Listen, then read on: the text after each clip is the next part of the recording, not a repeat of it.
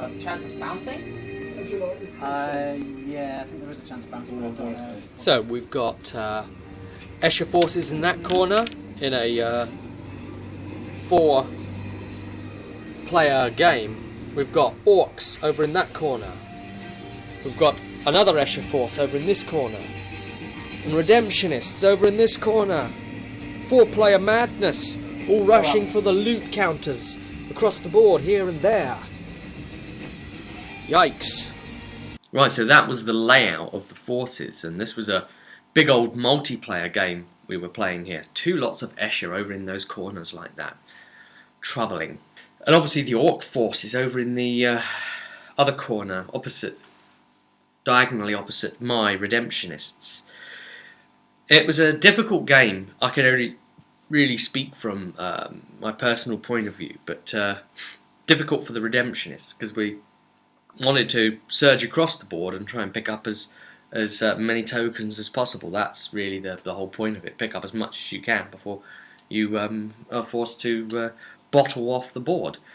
And we didn't really do that great from it, all told in the end, because we swore over to the Eschers on our side. That was because we wanted to get over the pipe and commit lots of our forces to getting over into what was Jez's side, the other Escher force, opposite us. And we said, look, we'll leave you alone if you leave us alone, and that sort of thing. And we head over. But no, he starts firing with his bloody grenade launcher templatey thing that he's got. As an Escher force, he's very shooty, very shooty. It's dreadful, and of course, the Redemptionists don't have anything to return fire with, and there was just a fire lane completely open. They had no way of bypassing the fire lane from what was set up. So they were just completely exposed. The template just splashing and creating chaos all around them. A few of them managed to pick up a few things and zipped over the pipe and round it, sort of thing. Climbed over onto the opposite Escher side and got engaged there from high positions. And the Redemptionists don't have anything rangy. That's a major, the biggest major drawback with trying to use them. They don't have any like heavy gunner thing. I mean, effectively, you end up trying to use an auto gun as your heavy emplacement. It's not, is it? It just isn't. But yeah. So yeah, not good for them. They kind of got they made a push for just trying to pick up stuff, and wherever they did make flame shots and things, the rolls were really, really unlucky and didn't result in taking them out, even just sort of like knocking them down and such. So it was, oh dear, really, really bad luck with them indeed. Anyway, they were first to bottle out, which was probably for the better, given the fact that they were then getting screwed on 2 fronts of 2 lots of Escher in 2 places. In hindsight, I should have just gone all out on Laurie's Escher and just gone straight across the board and went for him and just gone for all kills as well, because that gains you experience. But I was thinking along the lines of, oh well, I'll just try and pick up as much goodies as I can, and I'm sure I can hold the line and hopefully not get too engaged. I won't be seen as a threat because I don't have anything I can fire from a distance, whereas the people with all the rangy stuff. But no, I was looked at as the major threat. There's just all guns come on me as soon as everybody assumes when they see the Redemptionists, it's like, oh god, they've all got flamers, they've all got this, but they haven't. They haven't all got flamers. That's the issue, and they don't all have. Well, anyway, then it was a battle between the 3 of them, and they're all going at it, and the Orcs kind of got screwed over next, because they ended up getting pincered kind of in a fight between the Eschers. The Eschers were about to start engaging each other, but really they had the Orcs on 2 sides as well, so they got to feel what it was like. Getting the force of 2 focused Eschers going at them, even though they're supposed to be opposing Eschers. Then, once the Orcs were gone, Laurie and Jez, the Escher players, they decided, well, we'll call a truce then. How about we call it a draw, effectively? So they did that in the end, and took the what would have been effective winning leaders experience, being 10 points, and made it 5 points to each leader. So, the half amount and that sort of thing. And then we had another game. I had a individual game against Laurie. His Escher versus my Redemptionists. And that didn't turn out very good either. I mean, straight away, there's nowhere... We hadn't set the board up right, really. He'd set it up quite more favouring him, and it was far too open. There was nowhere to get any cover. So, you shouldn't really try and play Mordheim or Necromunda, especially Necromunda, which is an exceptionally shooty game. You should not attempt to play it that open. It's just stupid. Especially when it's one side that doesn't have any ranged fire at all. And I mean, I ended up trying to take a tower and trying to use my autogun guy as, again, the pinner, the heavy emplacement, because it's, he's the only guy that can. The rest are all like flamers and shotguns and just silly things they've got to get up and engage, or like a zealot with a chainsaw or something like that. It's just nuts. Done in pretty bad on that game as well. So I've just had some awful luck, but you could say that I kind of made my own luck there because I allowed the game to go ahead with not enough scenery. But I suppose that's a little bit of experience as well. It's a sort of live and learn. It's a sort of all, surely we could this would be cover, wouldn't it? But no, when the rules start popping out and the grenade launcher starts going off and you see it's like hitting 3 people at once, and oh my god, and oh Jesus, and then all my rolls, I'm just rolling ones to try and do anything to anybody. It's just missing or just not wounding with auto hit again, and so we bottled out of that game. So far for my Redemptionist, we've been bloody awful on that follow-up game, and it was just, we never had a chance. Never stood a chance because of the scenery setup. So even Laurie didn't feel good about having played that game because it was just a blatant slaughterfest. It was just you shoot at us and we move at you while you keep shooting at us, and we can't do anything in return. We got no cover to protect ourselves. Everywhere we went, instead of the cover being like that, all the cover on our side was like that, so we could only move alongside it.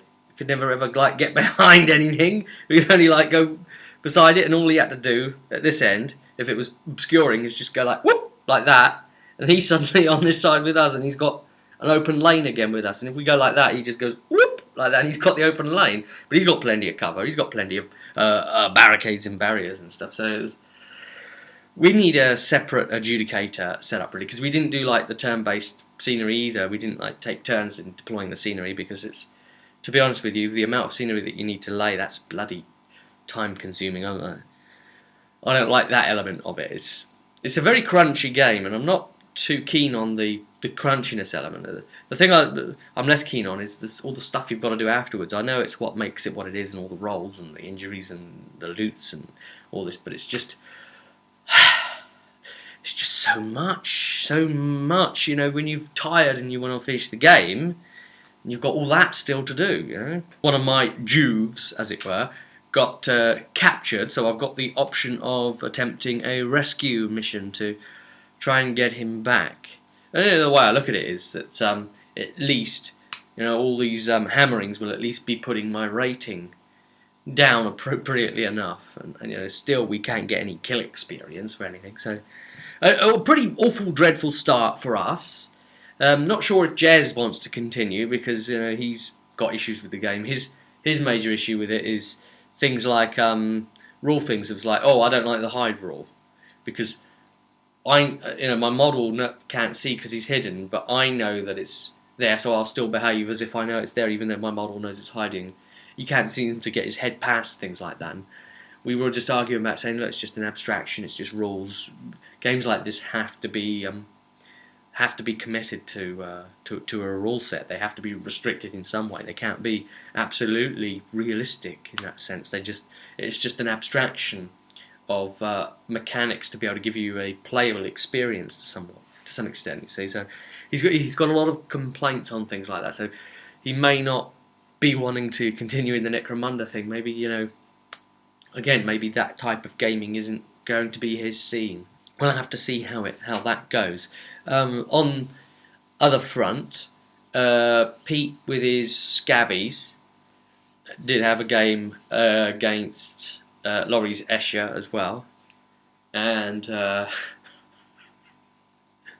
off came the grenade launcher again, booming and booming and blowing the bloody bejesus out of his side, and just massacred him. He didn't get any kills at all, before his lot bottled out. So pretty much his leader went down on the first shot of firing because he was open. It was exposed, not in cover. He started exposed. Oh boy. So yeah, that's Pete's game.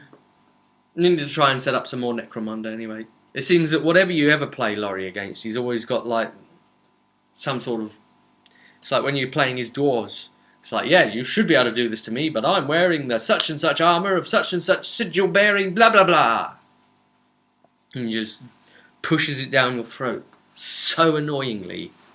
Or clap his hands and put his hands up in the air and say, nope, you can't do that because I've got the... just... He's a bloody lunatic. He really is. Oh God, if you only knew. If you only knew what it was like. Anyway, look, I'll try and keep you updated on how the campaign games roughly go and how much of a beating these Redemptionists take. Oh God, poor buggers. But I suppose, I'm all right with it. I don't see it as necessarily too bad a thing. I mean, yes, the guy with the auto guns picked up a chest injury now, and he's -1 toughness, and that's a little bit irritating. I would just chuck him out of the team and hire a new one, but I don't have the money to do it. It's awful. Oh God. But yeah, the way I see it is like there'll be other games. I may end up rolling other gangs that do fine, or there'll be other systems.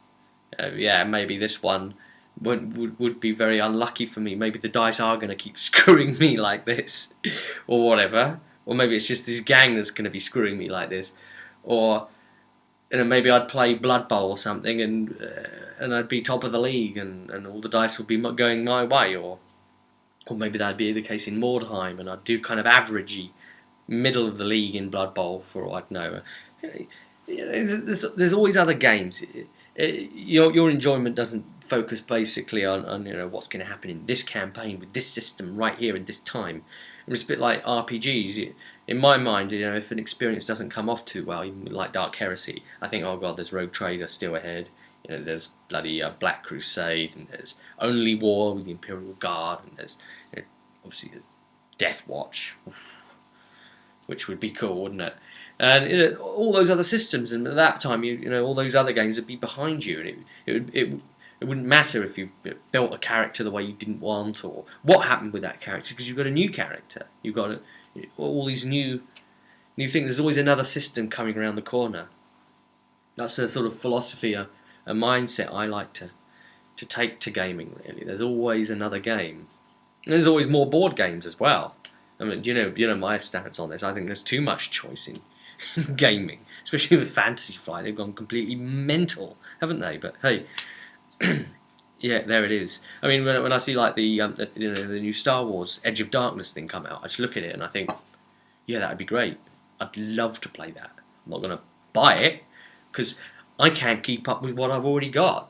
I can't. We're trying to play Dragon Age, we're trying to play Dark Heresy, we're trying to play Mansions of Madness, we're still trying to...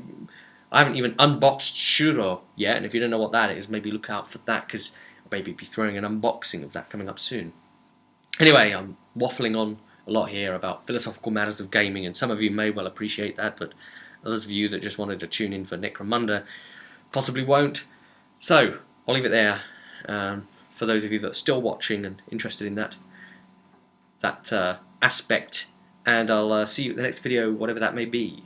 Thank you, and see you at the table.